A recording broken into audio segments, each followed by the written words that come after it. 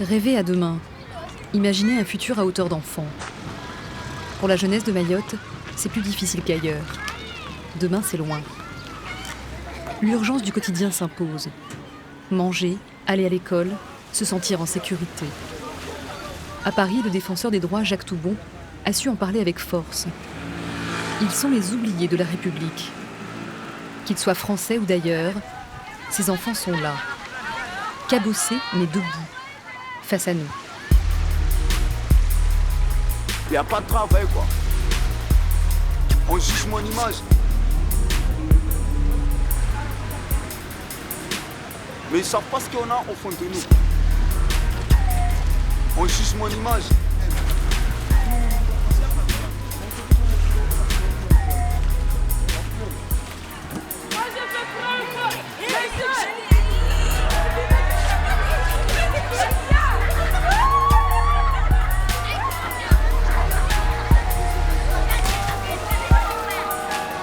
Ici, un habitant sur deux a moins de 18 ans. Beaucoup d'enfants grandissent à la marge de la société. Le dernier né des départements français est souffrant. L'île peine à supporter la charge démographique et migratoire et 8 habitants sur 10 vivent sous le seuil de pauvreté. Alors, tout dysfonctionne. Tellement qu'en 2018, c'est un ras-le-bol général. Ce combat ne doit pas nous désunir. Et bien au contraire. Les Mahorais appellent à l'aide et se sentent abandonnés par l'État français.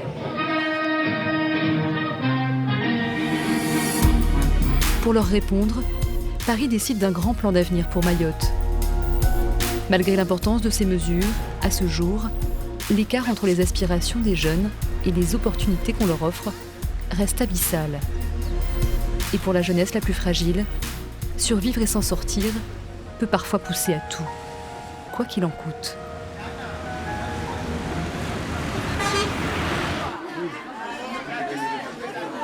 Du calme là, hein.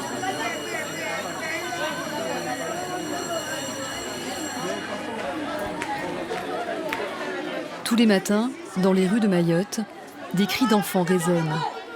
La moitié de l'île se rend à l'école. Ceux qui pleurent, ce sont ceux qui restent sur le bord de la route à regarder les bus scolaires passer. L'école est un pilier, un phare, un rempart contre l'exclusion. Le collège ne peut pas supprimer les inégalités, mais il est pour ces gamins le seul ascenseur social possible. Un lieu où les tensions du quotidien s'effacent. Ici, le temps d'une journée, c'est un moment à soi.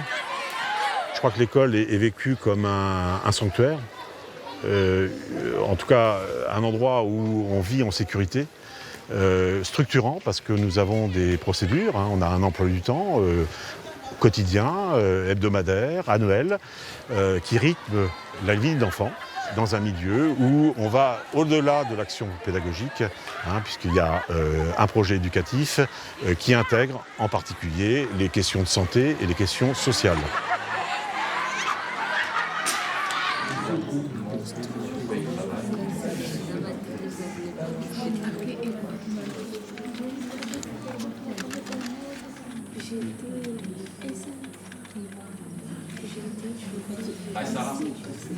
Vous avez tous écrit quelque chose sur votre autobiographie personnelle, sur un événement qui vous a marqué. C'est-à-dire ce qui vous est arrivé à vous personnellement, lorsque vous étiez à la maison, lorsque vous avez connu des caillassages, etc. Maintenant, j'ai besoin que vous cherchiez sur Internet le témoignage des médias. Je veux une vue objective. La violence des sujets choisis n'a rien d'un jeu vidéo. Les rixes de quartier, les armes, sortent tout droit d'histoires du quotidien, de scènes vécues. Vous savez, c'était la guerre avec Cavani et Doujani. Et chaque nuit, Cavani venait ici ou Doujani allait là-bas pour casser les voitures. Moi, je l'ai vécu, j'ai vu que les cocktails Molotov et des arpents, des pétanques, tout ça, et j'ai eu peur. Ça commence si, comme moi je suis à Doujani, je vais à Cavani là-bas, et que quelqu'un me tape, je vais dire ici et ils vont aller me défendre. Et ça commence comme ça. Si Si jeune et déjà si vulnérable par ses parcours de vie insensés. Dire, c'est parfois un peu guérir. Mineur isolé, enfant abandonné, poser des mots, c'est donner vie à son histoire. Je suis né ici. Après, ma mère et mon père se sont disputés. Puis ma mère elle a commencé à me frapper, à me chasser de la maison et tout. Je me débrouille pour trouver à manger. J'ai un ami parfois, il m'amène chez lui pour aller manger. Il me donne des habits et tout. Je dors chez mon ami. Parfois, je dors dehors. Le week-end, je pars à la campagne pour aller chercher quelque chose à manger ou des fois je bois que de l'eau. Quand les gens dorment, je rentre chez eux pour me laver et quand le matin arrive, je viens à l'école. J'ai compris que si je viens à l'école, c'est le seul moyen pour me sortir de cette situation. On va être amené à signaler des situations ou à faire des informations préoccupantes sur des situations qui sont soit inquiétantes, soit vraiment très graves en fonction du degré de la situation. Et concrètement, derrière, c'est compliqué après pour que le relais se mette en place. Parce qu'il y a un tel besoin que derrière, il n'y a pas forcément le nombre de personnes adéquates pour prendre en charge les situations de ces enfants-là. À titre d'exemple, une famille d'accueil, ici, ils peuvent accueillir 5, 6, 7 gamins, chose qui est impensable en métropole.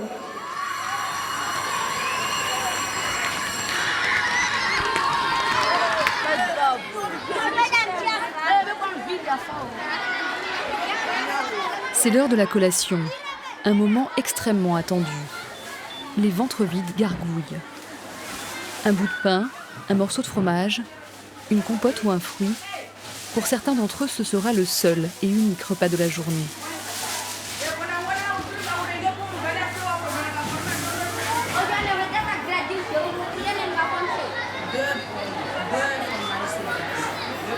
J'ai travaillé dans les quartiers nord à Marseille. J'ai fait les quartiers de Lyon aussi, bien craignos. Les enfants qui n'avaient pas à manger, les familles qui venaient me dire on n'a pas à manger, mais qui en fait avaient quand même à manger, j'en ai vu partout. Les femmes ici, les enfants, ils viennent, ils n'ont pas à manger, ils n'ont pas mangé. Ils n'ont pas mangé hier, ils n'ont pas mangé avant-hier. Ça, pour moi, c'est énorme. Il y a des gamins qui vont manger leur collation de suite, d'autres qui vont la garder pour plus tard, d'autres qui vont la garder pour la maison pour partager avec les frères et sœurs. D'autres qui vont se battre pour l'avoir, d'autres pas. Honnêtement, ça dépend. Il y a plein de cas de figure.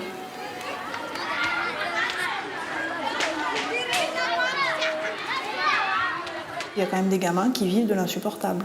Quand on va dans un banga, que voilà, il y a la rivière qui coule en bas, donc saison des pluies, la rivière elle monte, on ne peut plus sortir du banga.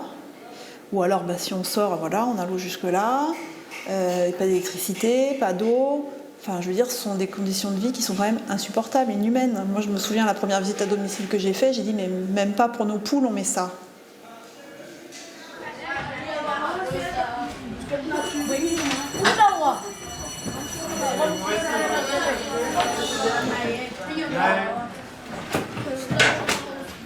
Les enseignants, les équipes ici, ils ne viennent pas au travail tout à fait de la même manière que leurs homologues de métropole.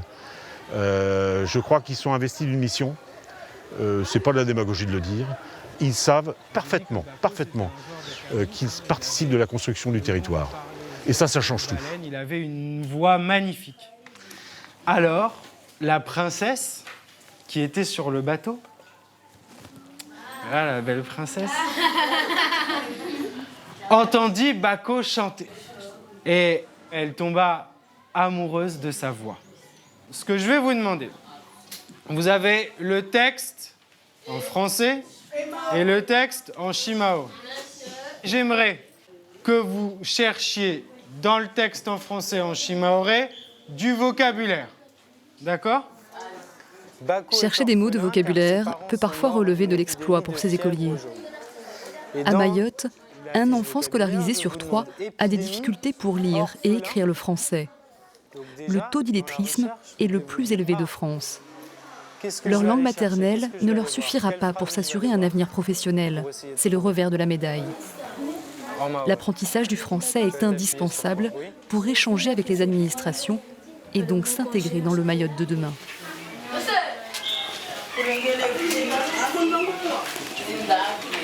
On voit que avec ces élèves-là qui ne maîtrisaient pas la lecture et l'écriture à l'entrée en 6e, il y a eu certains blocages, c'est évident. Et donc réintégrer la langue maternelle dans l'enseignement du français, c'est aussi instaurer un climat bienveillant pour qu'ils puissent apprendre la langue de scolarisation. Et on s'en rend rapidement compte quand on commence à intégrer la langue maternelle dans notre enseignement, il y a une hiérarchie des langues. Et les élèves n'osent pas souvent s'exprimer en mahorais. Et le fait de débloquer les choses, ça leur permet de rentrer davantage dans les apprentissages en langue française et d'adopter une culture scolaire en français.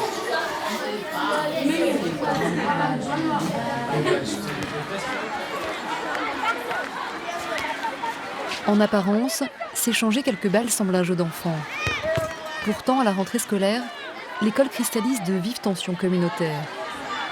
Les élèves dont les parents sont en situation irrégulière se voient souvent reprocher de saturer les services publics. Le droit à la scolarisation est un droit constitutionnel. Il n'est pas négociable. Ça fait partie des valeurs et de l'honneur de l'école de la République que d'accueillir tout enfant en âge d'être scolarisé. La scolarité obligatoire existe depuis déjà plus d'un siècle, d'être scolarisé sur le territoire et en tout cas le lieu de domicile des familles. Donc c'est pas négociable. C'est pas négociable. La seule limite à cette scolarisation, ici à Mayotte, il faut bien le dire, c'est notre capacité physique d'accueil. Les classes peuvent accueillir 30 élèves. Comme partout en France, même si on est en éducation prioritaire. Donc on a la limite, elle est physique. Elle ne peut en être en aucun cas est une limite administrative ou idéologique. Mais je ne vous cache pas, il en reste sur la touche.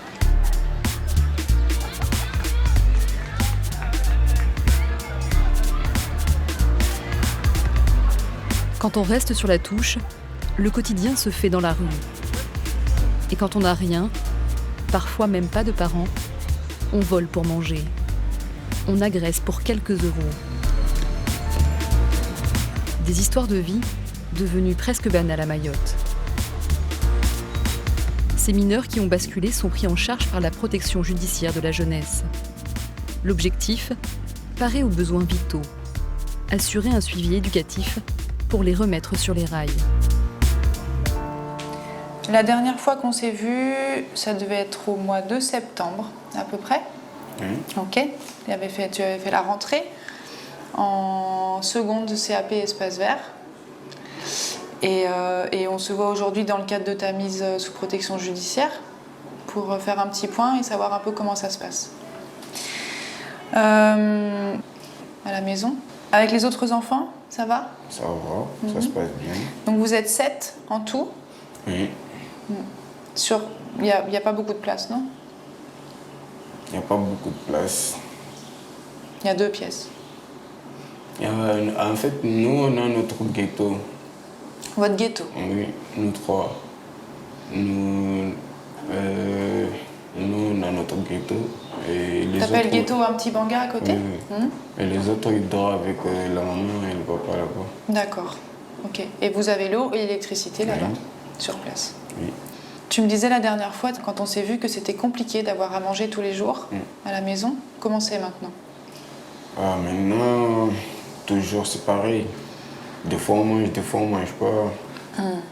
Et c'est comme ça. Comment tu fais quand il n'y a pas à manger à la maison ? Quand il n'y a pas à manger à la maison, je sors dehors. Je pourrais aller voir mes amis, mes copains. Pour aller manger chez eux. D'accord. Tu te débrouilles avec les copains ? Oui. Ok. Bon, par rapport à ça, moi j'ai sorti, tu sais, une fiche de demande d'aide alimentaire auprès de la Croix-Rouge qu'on va remplir ensemble. enfin que j'ai pré-remplie d'ailleurs. Et du coup, tu vas pouvoir te présenter avec ta cousine auprès de la Croix-Rouge et leur donner cette feuille pour que vous ayez le droit à des colis alimentaires gratuits. Maintenant, je voudrais qu'on aborde la question de l'école. Est-ce que tu es allé à l'école beaucoup ou pas beaucoup depuis la rentrée? Pas beaucoup. Pas beaucoup. Pourquoi? Parce que j'avais pas mes matériels complets. Après, j'avais 2 à 3 profs qui me laissaient dehors parce que j'ai pas mes matériels complets et tout. Ok. Du coup, ça, j'apprécie pas comme ça que je pars chez moi pour aller à l'école et on va me laisser dehors de la classe jusqu'à la fin de l'heure et tout. C'est pour ça que j'y allais plus et tout. Mais... Sachant que du coup, tu pars de Petite Terre et tu vas au lycée dans le centre de Grande Terre. Ok? Oui. Donc ça te fait combien de trajets? Tu te lèves à quelle heure le matin si tu veux arriver à l'heure? Je me lève à 4 heures. À 4 heures. Et le soir, tu arrives à quelle heure à la maison? J'arrive à 18 heures. Donc effectivement, si tu arrives là-bas et qu'on te refuse l'accès aux cours, je comprends qu'au bout d'un moment, ce soit compliqué. Mais toi, tu dois comprendre aussi que pour le professeur technique, si jamais il y a besoin de matériel et que tu ne l'as pas, au niveau sécurité, c'est compliqué de pouvoir t'accueillir dans la classe. Tu comprends ça? Moi, j'ai eu l'assistant social ce matin au téléphone de ce lycée. Ok. Et on va le rencontrer ensemble dans une quinzaine de jours. On va mettre en place, on va débloquer des fonds. Tu vois, là, il m'a envoyé ça. C'est une feuille de demande de fonds social, c'est-à-dire qu'on va pouvoir débloquer de l'argent pour que tu puisses avoir accès à toutes les fournitures qui te manquent, à la restauration scolaire le midi et à une tenue technique pour tous les ateliers dont tu auras besoin. Comme il y a un peu plus de 800 élèves sur l'île qui cherchent à avoir une place dans un collège, un lycée et qui n'en trouvent pas, si toi, suite à l'entretien de réinscription qu'on va faire ensemble, si tu ne t'y rends pas, tu seras exclu des listes. Tu as 17 ans, tu n'es plus en obligation scolaire, donc le vice-rectorat, il n'est pas obligé du tout de te trouver une place et il laissera volontiers la place à quelqu'un d'autre. Il faut vraiment, vraiment que tu sois à l'heure. Tu n'as que ça à penser pendant les 15 jours à venir. Être à l'heure. Ok? C'est pas 7h45, c'est 7h30. Je serai en avance. Tu seras en avance? Tu dors pas la veille sur place, hein? C'est pas la peine. D'accord? D'accord. 7h30. Il y a beaucoup d'enfants sur l'île qui sont sans leurs parents biologiques sur le territoire, mais qui sont souvent hébergés chez des pseudo-cousines ou cousins ou oncles ou tantes ou voisins, voisines. Ce jeune, comme il n'est pas enfant filial direct biologique de cette famille, il est certainement un peu mis à l'écart. Ça doit être une charge, un poids en plus pour la maman de la famille et du coup, c'est pas la priorité. Le volet social et familial, c'est un des volets les plus importants. Si ça, c'est pas clarifié, moi, je ne vois pas comment un enfant peut s'en sortir à l'école ou dans sa vie si il n'a pas à manger, si la famille ne tient pas, s'il se passe n'importe quoi, s'il est livré à lui-même, s'il n'y a pas de cadre. Je ne vois pas comment c'est possible de lui demander et de lui imposer d'aller à l'école et de réussir. T'as rien à faire mon ami, tu passes toujours à ta vie. C'est vrai on t'a laissé abandonner tes jeunes vies. À Paris, en Amérique, la galère c'est magnifique. Je vais pas rester statique, je vais aller en Afrique. Quand je suis en galère, je réfléchis. Quand j'ai rien à faire, je pense à une fille. Je suis trop timide, je n'ose pas lui dire. J'ai peur que ce soit pire, je ne veux pas souffrir. Kavuza ufanya, jua lisiwala. Sukuzi sena, rakawa mitaelewa. Kavuza ufanya, jua lisiwala. Sukuzi sena, rakawa mitaelewa. Sous le soleil qui est chaleur, y'a rien à faire. Soulagé comme c'est l'heure, y'a rien à faire.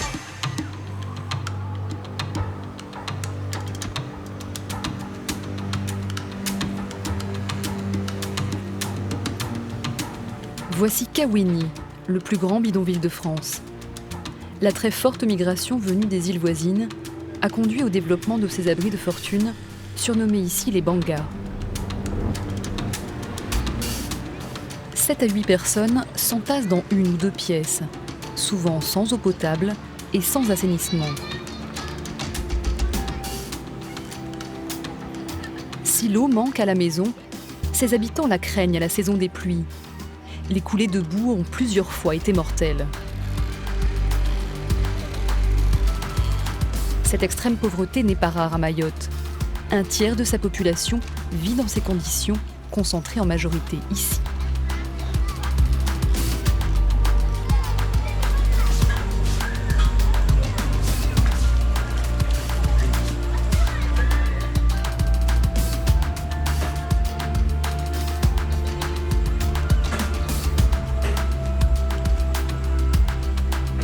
Il est difficile de pénétrer dans les lieux. Les ruelles sont escarpées, les habitants souvent craintifs. Francis est un des rares à pouvoir s'y rendre. Il est éducateur de justice et se confronte souvent aux mêmes schémas familiaux.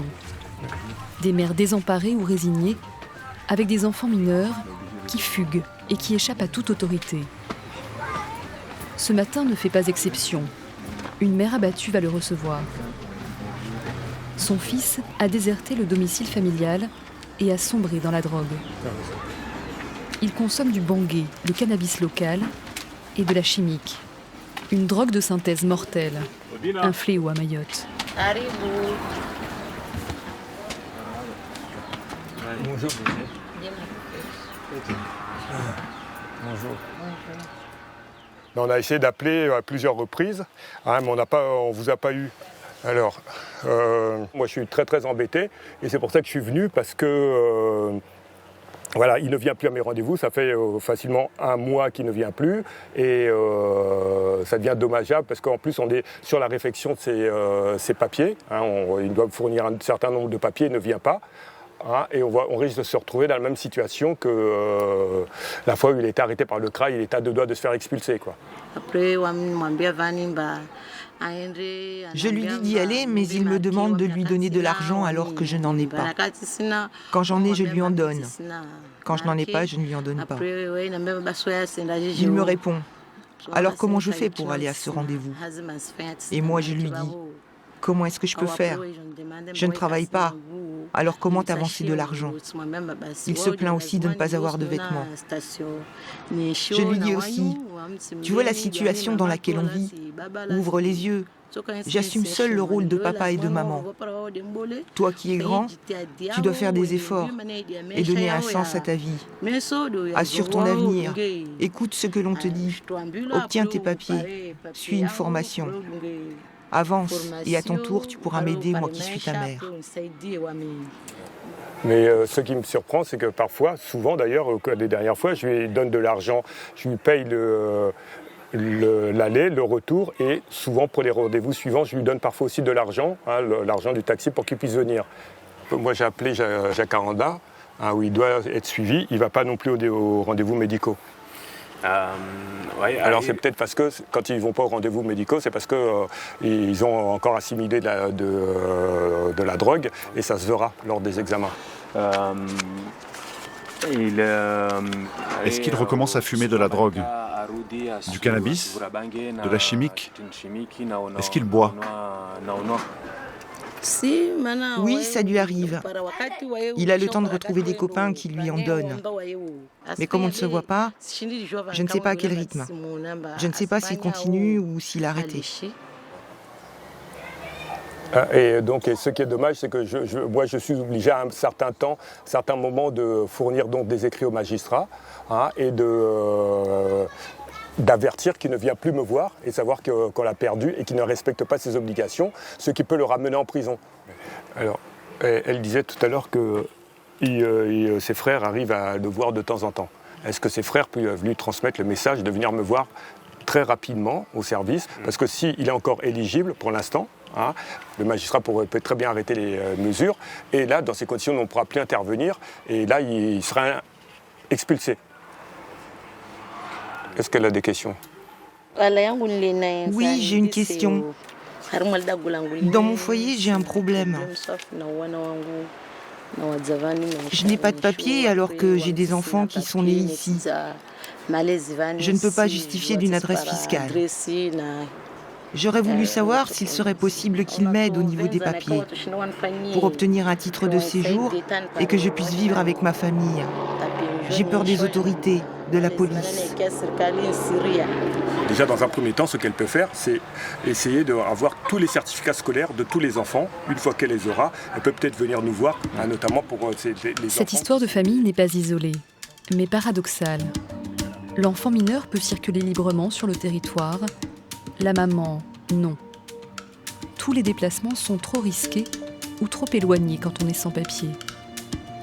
Accompagner son fils à l'école, se rendre à l'hôpital, peut prendre plus d'1 heure de marche.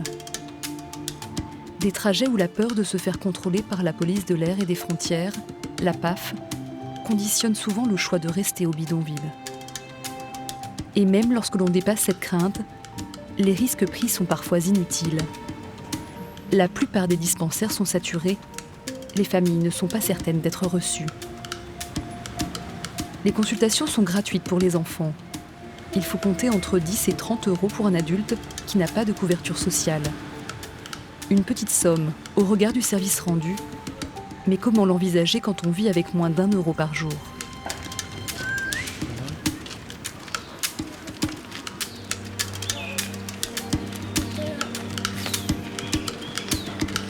Ici, contrairement à l'Hexagone, l'aide médicale d'État, l'AME, destinée à garantir l'accès aux soins des étrangers en situation irrégulière, n'a toujours pas été installée.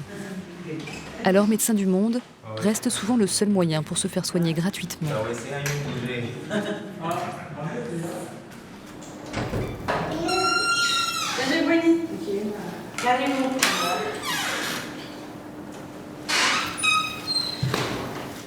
Katie, Vani.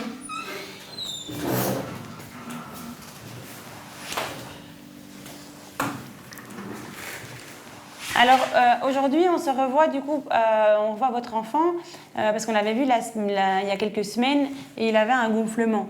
Moi, je voulais le revoir, parce qu'au niveau du poids, c'était pas tout à fait parfait, et on voulait voir s'il avait bien repris du poids depuis la maladie.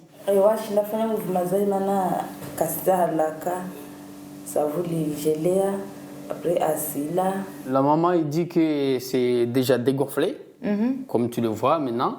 Il est tranquille, il mange normalement, il n'y a pas de souci pour le moment. Okay. Ouais. Il n'a plus fait de fièvre?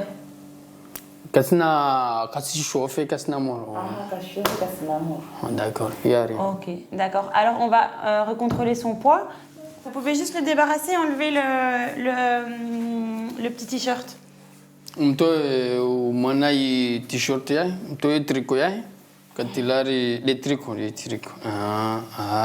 Ce qui me frappe particulièrement ici chez les enfants, c'est qu'il y a beaucoup plus de problèmes de peau liés à l'hygiène. Donc il y en a beaucoup d'enfants qui viennent avec des plaies qui sont surinfectées, avec des piqûres de moustiques aussi qui grattent, qui sont surinfectées. Donc ça, c'est quelque chose qui est très fréquent comme motif de consultation. Après, ce qui est présent ici et qui n'est a priori pas présent ailleurs en métropole, c'est le problème de la malnutrition. On voit quand même un certain nombre d'enfants en malnutrition qu'on dépiste et qu'on suit en partenariat tant bien que mal avec les structures qui existent ici à Mayotte. Au départ, la PMI avait des médicaments et donc pouvait donner tous les médicaments nécessaires à la malnutrition, ce qui n'est plus le cas aujourd'hui. Donc maintenant, ce qui se passe, c'est que du coup, pour avoir les médicaments, parce que nous, c'est une volonté de Médecins du Monde aussi de ne pas les avoir au sein de notre structure, parce que l'objectif est que l'État prenne ses responsabilités et mette en place un système pour traiter la malnutrition ici sur l'île. Et donc, moi, j'envoie ces patients au dispensaire de Jacaranda pour qu'ils se fassent prescrire les médicaments nécessaires.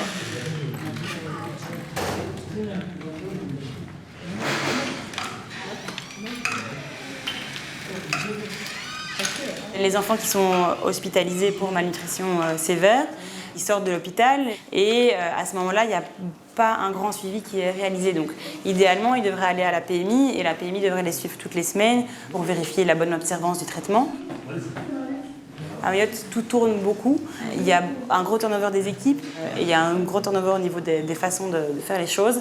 En fait, tout dépend des PMI, tout dépend des endroits. Il y a des endroits où ça va bien fonctionner pendant quelques mois, puis ça va plus fonctionner. Et il faudrait vraiment pouvoir arriver à pérenniser un système et une procédure et une prise en charge.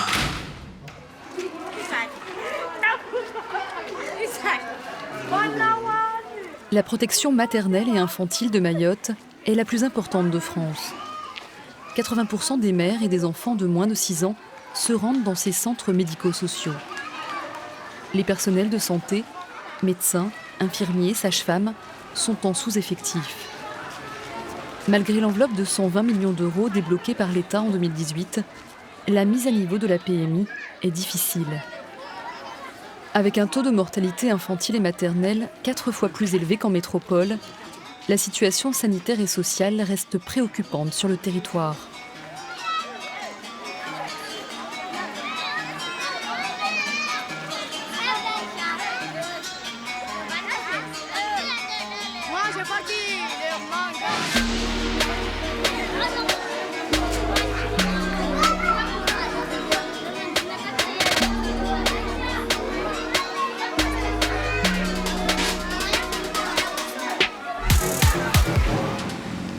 L'hôpital de Mamoudzou est la plus grande maternité de France.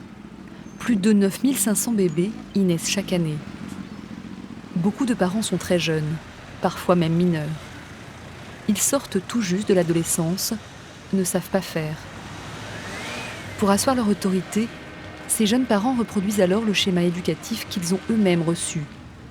Un modèle à la dure, des coups pour punir. Une vision traditionnelle de l'éducation qui se heurte parfois aux droits de l'enfant.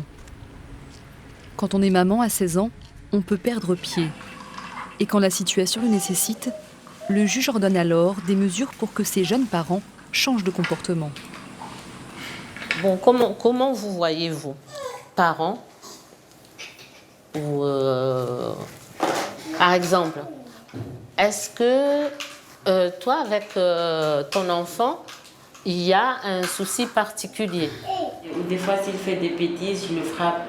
Des fois, il insulte les gens, il insulte de leur mère. Je lui montre un chingoué, comme ça, il ne va pas faire. Comme ça, il a peur, après, il arrête de le faire. L'image que l'enfant te renvoie, c'est que j'ai peur de ma maman. Il n'a pas peur du fouet, hein. Il a peur du geste, il a peur de ton visage. Parce que les enfants lisent beaucoup sur le visage de la maman. Je ne sais pas comment vous le dire, c'est pas une éducation. Il n'y a pas de résultat par rapport à ça. Que là, tu commences à le frapper maintenant, eh bien, il va prendre plaisir après. Il va prendre plaisir à avoir des coups. Et chaque fois, il va vous provoquer pour que vous le frappiez, parce que c'est du plaisir. Et il peut devenir très agressif en grandissant aussi. Voilà. Hein? C'est surtout pour ça. Avant les parents, comment ils faisaient quand un enfant, par exemple avec votre maman, avant, quand vous faisiez des bêtises, qu'est-ce qu'ils faisaient leur... Qu'est-ce qu'elle faisait ta maman quand tu faisais des bêtises? Toutes les deux, vous n'êtes pas beaucoup avec vos enfants. Parce que c'est ça aussi, le rôle, hein, de parents. Il ne faut pas se dire que voilà, on a fait les enfants, mais on va les donner à maman, on va les donner à papa. Parce que c'est vous les parents. Si c'est quelqu'un d'autre qui les a, ben le jour où vous allez vouloir créer un lien, ce lien est rompu. J'ai fait comme si c'était ma petite sœur. Ta petite sœur, mais toi, tu es la maman. Oui, désolée. J'ai fait comme si c'était ma petite sœur. Et toi-même, tu m'as dit que tu aimerais qu'elle te reconnaisse en tant que mère. Oui. Et là, tu la traites comme étant une sœur. Ce qui n'est pas... Je ne dis pas que c'est pas bon. Mais toi, tu es la maman, tu dois lui faire comprendre que tu es la maman. Je ne sais pas lui parler en tant que mère. Parce que quand je sais lui en parler en tant que mère, c'est quand je suis autoritaire ou quand... Tu penses qu'être mère, c'est juste être autoritaire? Oui. On remarque que des jeunes de 13, 14 sont déjà parents. Je ne sais pas si c'est, comment dire, hein, l'évolution de la vie, de la société, on ne sait pas trop. Elles me font comprendre qu'elles n'auraient pas voulu en arriver là, mais maintenant c'est déjà fait, qu'est-ce qu'elles peuvent faire pour pouvoir justement surmonter cette nouvelle étape? Parce qu'elles-mêmes, elles pensent qu'elles sont mûres, mais quand ça arrive, elles voient qu'elles vont devenir mères, elles ne savent pas comment faire, elles paniquent en fait. Donc avec mes collègues, on essaie juste de les accompagner et pouvoir les soutenir dans leurs besoins. Y'a toujours rien à faire, la galère sous-estimée. Ça que sur le maspa, Takini, le malheur. Kafusa ufanya, jua lisi wala, suku zisena, rakawa mitaelewa. Kafusa ufanya, jua lisi wala, suku zisena, rakawa mitaelewa. Sous le soleil qui est chaleur, y'a rien à faire. Soulagé comme c'est l'heure, y'a rien à faire. S'amuser comme c'est rare, y'a rien à faire. On s'achète, on danse, on pêche. Plus sans que la compagne se sèche. Je me laisse sous quand la pêche, quand y'a rien à faire.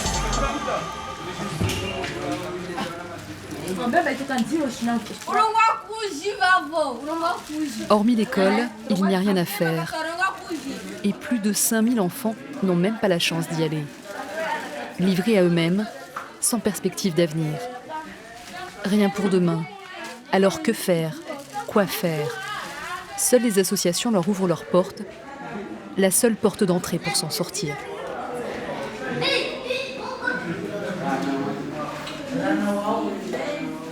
Un enfant mineur ne peut pas être en situation irrégulière, il est en situation d'avoir besoin d'être protégé. C'est le principe de notre loi, de notre cadre réglementaire. Une grande partie de notre public est issue de l'immigration clandestine, soyons honnêtes. Beaucoup viennent des Comores. Cela dit, nous, c'est pas la porte d'entrée dans notre activité. Donc on a aussi des jeunes malgaches, on a aussi des jeunes mahorais. La porte d'entrée, pour nous, c'est vraiment la non-scolarité. Donc ces enfants peuvent venir d'horizons différents. S'il y a vraiment un point commun à l'ensemble de ces enfants, c'est, étant donné que nos éducateurs les rencontrent dans les quartiers, c'est qu'il est certain qu'on les rencontre dans les quartiers les plus pauvres et les plus précaires qu'on peut avoir ici à Mamoudzou et dans le Grand Mamoudzou, dans les communes alentours. Alors on va passer à la question B. Quel âge avait-il quand il a composé cette œuvre? Il est né en 1678, d'accord? Et il a composé son œuvre en 1712. En 1712. Donc on va faire 1712 moins 1678. Voilà. Donc il avait 34 ans. OK?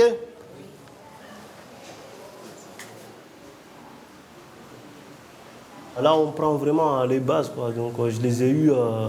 Ils avaient beaucoup de difficultés à travailler sur des problèmes. Donc, on essaie des problèmes tout simples. Et donc, j'insiste là-dessus, sur bien les préparer pour que le jour où ils ont la chance d'être scolarisés, au moins qu'ils aient quand même de la matière, quoi. Donc, qu'ils ne soient pas trop en retard par rapport à leurs camarades au collège. Si. On a la chance de travailler maintenant depuis plus d'1 an avec le CASNAV, un des services du vice-rectorat, ce qui nous permet d'en accompagner certains à l'accès à la scolarisation, évidemment. Pour prendre un exemple, en 2017, sur 168 enfants qui ont été suivis dans notre pôle pédagogique, 113 ont pu être scolarisés. C'est un résultat dont on est très fiers, dont on est très fiers, très clairement.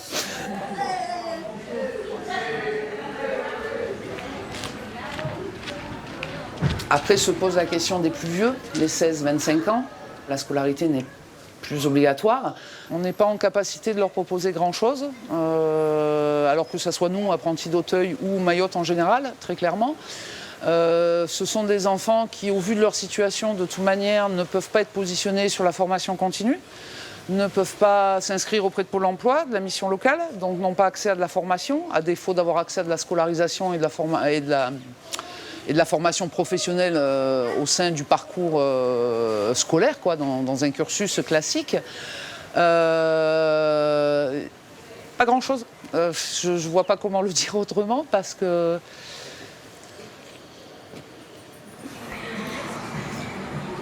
Pour moi, je me sens déjà une adulte, une femme, mais j'ai rien pour aller plus loin. C'est difficile. Pour moi, c'est difficile. Je sens comme je n'existe pas, quoi. De rester sans rien faire à la maison. Je me sens, et de voir mes voisins, je vois mes frères aller à l'école, et moi, rester à la maison sans rien faire. Des fois, je me mets des idées que d'aller faire des choses que je ne fallait pas faire, mais... Sûrement, moi, j'ai peur de moi. J'ai peur de moi qu'un jour, de ce que j'ai en train de faire, que je ne trouve pas une école, je ne trouve pas ni rien. J'ai peur de moi parce qu'un jour, je pourrais m'agresser de tout ce que je peux voir. Parce que quand on ne fait rien, on est en train de penser des choses qui sont vraiment très, très, très horribles. Je voudrais qu'ici à Mayotte, ça change. On a peur de sortir dans la rue Parce qu'il y a la PAF, il y a la police qui contrôle tout.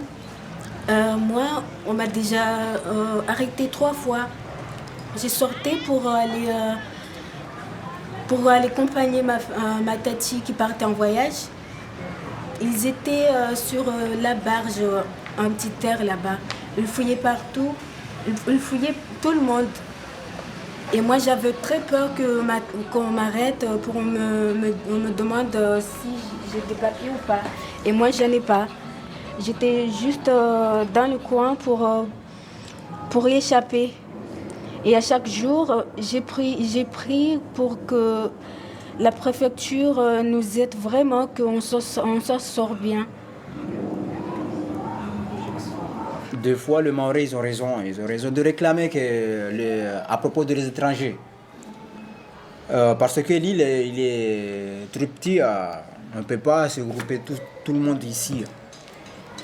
Mais il y a la manière qu'il doit se comporter pour expliquer les gens. Il y a la façon de parler, pas l'insulter, pas... Oui, ils ont raison. Mais il y a des choses qui n'ont pas raison. C'est impossible de discuter avec les Mahorais, les jeunes Mahoraises. Parce que déjà, leur famille, leurs parents sont déjà mis dans la tête que nous, les étrangers, c'est nous qui ont détruit leur île ici à Mayotte. Alors que moi, je suis en train de subir les conséquences des gens qui sont déjà passés. Alors comment je peux faire? Je ne sais pas ce que moi je peux faire, mais c'est vraiment une question qui est vraiment très bête. Oui. On est en train de crever.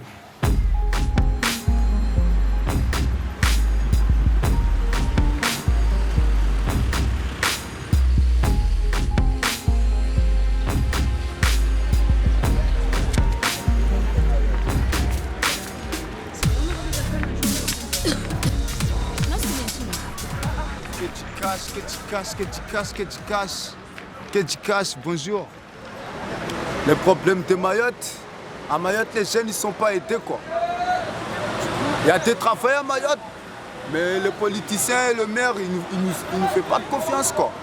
Ils nous laissent chômer, on galère, tu vois. On n'a rien à faire au quartier, le quartier n'a plus rien à faire, on est obligé de faire n'importe quoi. Et il ne veut pas nous attendre, il ne veut pas nous aider, quoi. Et il dit tout le temps que les jeunes, ils ne comprennent rien et les jeunes de Mayotte, ils sont comme ça. Ils disent que c'est les Anjouanais et les Comoriens qui volent. Même les Maoris, ils volent. On est tous en chômage, là. Mais il n'y a pas de travail, quoi. Je vais où? Je vais partout, à Kaweni, partout, quoi. Je cherche du travail. Les gens ne trouvent pas. Et je vais vivre comme les autres, quoi. Je ne veux pas être les derniers. On ne me fait pas de confiance, quoi. On juge mon image. En fait, eux, ils ont peur de moi, quoi. Ils ont peur de mon image. Mais ils ne savent pas ce qu'on a au fond de nous, quoi. Peur de l'autre, peur de ne pas trouver du travail. Au fond, la peur de grandir est une réalité à Mayotte. L'île offre peu de perspectives d'avenir quand près d'un jeune sur 2 est au chômage. Dans ces conditions, difficile de construire le pays de demain. La situation est critique. L'ennui pousse à la faute.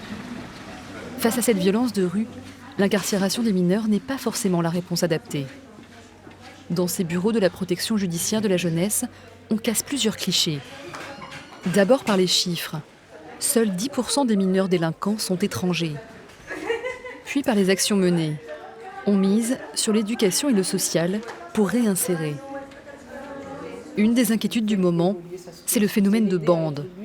Pour être accepté par le groupe, il faut en passer par des rituels sordides. Parfois, on doit violer.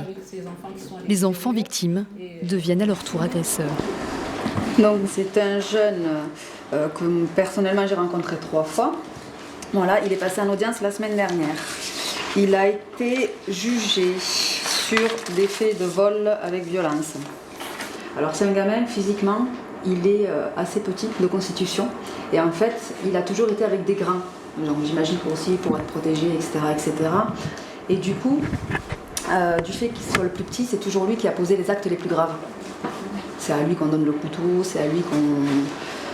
Parce qu'après, les rites initiatiques qu'il a eu au tout début, là, quand on a commencé à le suivre au tout début, c'est les phénomènes de bande et c'est tout ce qu'on doit faire pour pouvoir rentrer dans une bande. Et du coup, il y a eu, on tue des chiens, on se viole un petit peu pour rentrer, on fait des choses. Et effectivement, sa place, elle est ancrée. Et maintenant, c'est des délits qu'on fait avec nos copains quand on est bourré ou on a besoin d'un truc, on va voler. Donc ouais, effectivement, il n'y a plus de ça, mais moi, C'est pour ça que la rupture avec la bande, moi, ça me semble complètement adapté. C'est le point d'ancrage de pourquoi la demande un CER. Oui, non. Voilà. Ce qu'on a pu fixer, lui et moi, comme objectif, c'est aussi de remettre le pied à l'étrier au niveau de l'insertion et de la prise en charge, de se remobiliser autour d'un quotidien. Parce que, en gros, ce qu'il a pu me dire, c'est donc il rentre, on va dire, le soir chez lui. Il reste la matinée à regarder la télé. Il va sortir en début d'après-midi. Et en fait, ces journées sont comme ça, en fait. Il fait rien. Généralement, ici, ce qui arrive à motiver les gamins, ce qui arrive à les faire sortir un petit peu de tout ce qu'ils font, c'est l'insertion, quoi. Et là, dans l'insertion, il n'y a rien. Il n'y a rien. Depuis 2 ans, il n'y a rien. Le gamin, il n'a même pas fait un stage. Par rapport à l'insertion des jeunes ici, on comprend que c'est très compliqué parce que certains jeunes n'ont même pas de papier, donc on ne peut pas les proposer d'autres dispositifs spécifiques.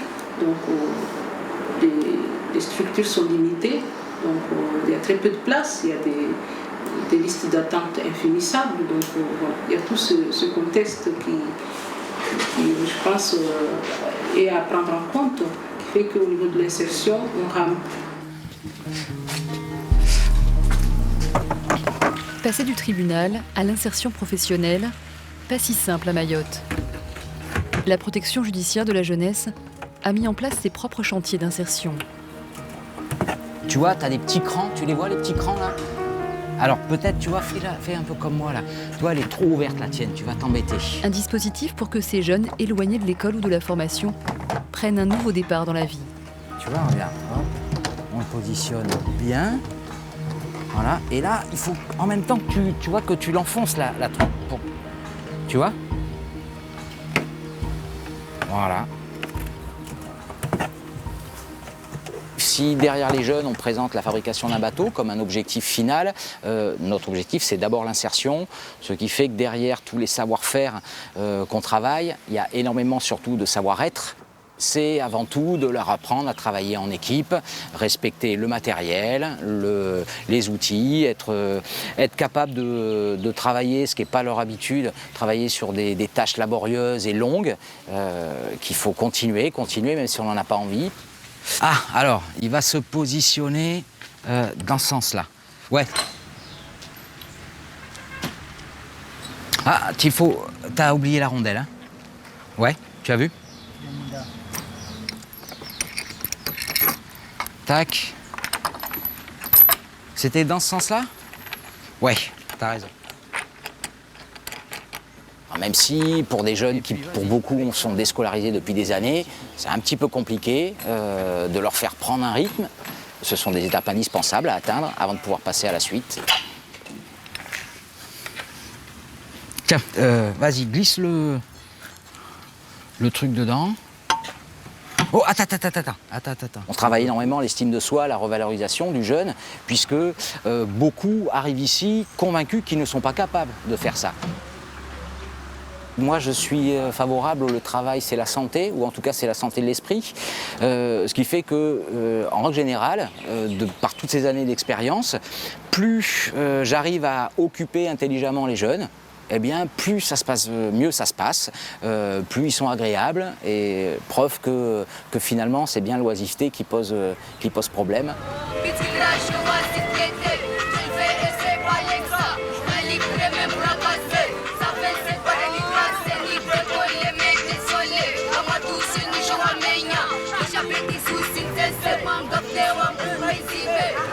Je ne veux pas être le dernier. J'ai rien pour aller plus loin. J'ai peur de moi. C'est comme si je n'existais pas. Des phrases coup de poing. Des mots d'enfant qui glacent le sang des grands.